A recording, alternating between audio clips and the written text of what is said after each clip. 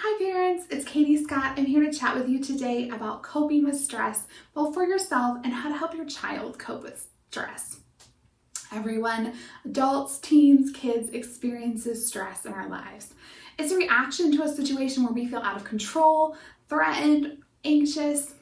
Stress can be positive, maybe when you are preparing for a wedding and that excited, tingly feeling that you get, but you're also a little stressed, or negative, dealing with a natural disaster or a pandemic. Healthy ways to cope and getting the right care and support when we are going through stressful times is so important. Being stressed can feel like a lot of different things in your body. It can feel like feeling overwhelmed. It can feel like kind of an anxious, low-key, almost like hyped up energy inside of you. It can be feeling sad or frustrated or helpless, difficulty concentrating or making decisions, just kind of a constant overwhelmed feeling. It can manifest itself in headaches, backaches, stomach pain, stomach aches, especially in young children. Stress can come out that way, or anxiety, as them calling it like a stomach ache. We can also, lack of sleep or inability to sleep, insomnia is a lot of times related to stress, how stressful we're feeling. Smoking or use of alcohol or drugs, just we're kind of moving towards that direction to kind of cope with the stress that we have. So healthy ways to cope with stress. It's okay, these are all normal reactions, feeling nervous or having trouble sleeping or eating. There are healthy ways to take care of yourself. First, you take care of yourself, take care of your body. Okay, we're gonna eat healthy, well-balanced meals.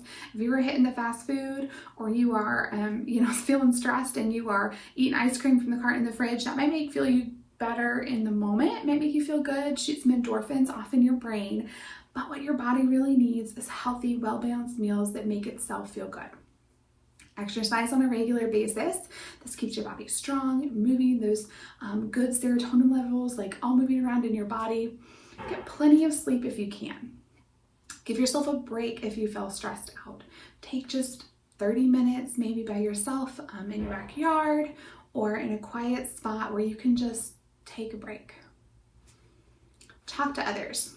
This is huge. Share your problems or your feelings. Talk to others. This is huge. Just share your problems that you're thinking, you're feeling with a parent, with a friend, with a counselor, a doctor, or a pastor. Just saying, I'm overwhelmed, I'm so stressed by all this. It's a low-key stress or it's high-grade stress that I'm feeling in my life. Just being able to talk with someone about this is huge. Avoiding drugs and alcohol. These may seem to help, but these create additional problems and actually increase the stress reactions in your body. Take a break. If news is causing you stress, if your social media feed is causing you stress, if certain people or environments are causing you stress, take a break if you can from listening or watching or being around those influences.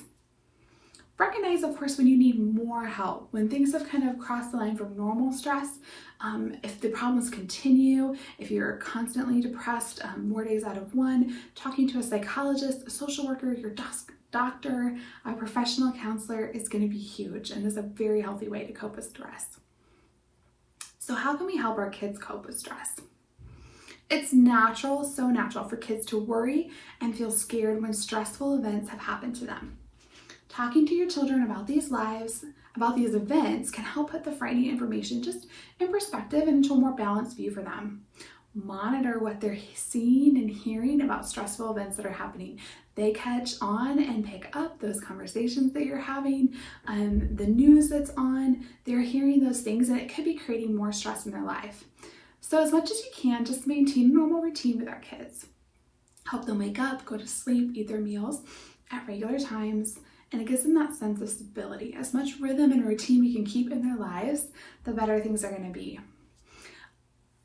Going to school, if they can, participating in typical afternoon activities and get-togethers as much as we can during these times.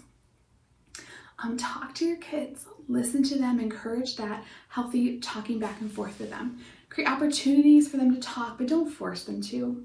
Listen to their thoughts and feelings and share some of yours. That will probably open the door for better conversations. It's important that your kids know that they can talk to you, they can share their feelings, and that you understand their fears and worries. Keep having these types of conversations. Ask them regularly how they're feeling and just check in with them. Like, how are you feeling now that school is really different? How does that make you feel? How are you feeling because you have to wear a mask in the grocery store? How does that make you feel? How do you feel about this event getting canceled or looking really different? Those healthy talking points are just going to get you, give your kid that release that they need to share if they're scared or worried. And they might just be like, you may be like, oh, are you scared about your school? And they're like, no, Billy picked his nose at recess. And that's okay. It's not always going to be a large, dramatic conversation. Your kid might not be ready to talk about it, or they might just not be experiencing some of those symptoms in that situation. So watch your kids and listen. Be alert for their changes in behavior, how they may be acting out, because things are different. That's kind of a lot of times a cry for attention and extra support from kids. Are they sleeping more or less? Are they withdrawing a little bit from family and friends? Are there any changes in their behavior that could be signs that they need more support? And reassure your kids that they are safe. That is something I've said over and over to my kids. You are safe. You are safe here. Mommy is not going to let anything bad happen to you. You are safe. And I think that's really important that our kids know that in this world that feels really scary at times, that we are their safe place. We are creating that for them. Discuss ways that you are keeping them safe. Discuss ways that the school or your community is taking steps to be safe. And that will help reassure your kids in their stress. Connect with others. Talk to other parents and your child's teachers about ways to help your child cope, ideas that they have. Ask other parents. Maybe it'd be great to drop that question into our parenting toolbox Facebook group. How are you helping your kids cope with this kind of stress? And just hear ways that we can work together for our kids' well-being to keep them as stress-free and as possible during these times. We want to maintain a sense of normalcy and really just teaching them healthy ways to cope. Maybe that's, hey, when I feel stressed, when I feel frustrated, I really like to color. Do you want to color with me? This helps me kind of feel calm when I'm coloring. Take your kid outside for a walk or a run and show them how you are getting your energy out, how you're getting your stress out. Maybe sing or listen to music and dance around and be like, this helps me feel better in my body about stress.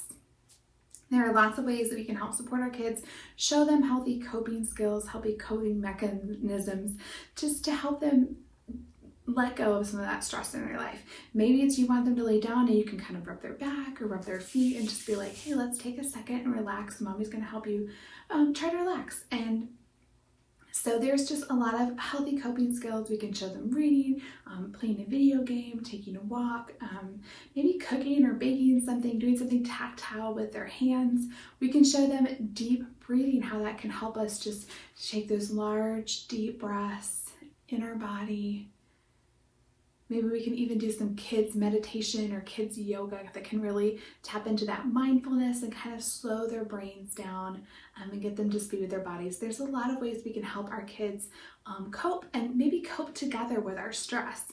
That this doesn't have to be how mommy handles stress and how kid handles stress, but how we handle the stress together. And that can be a really great way as a parent to bond with your child, to share life with them and to deepen your relationship as you both kind of handle and process stress together. I hope these tips have been helpful for you parents. I hope that in these stressful times that you know that you are fully empowered, fully capable, and you have also a community around you that wants to support and help you. Until next time.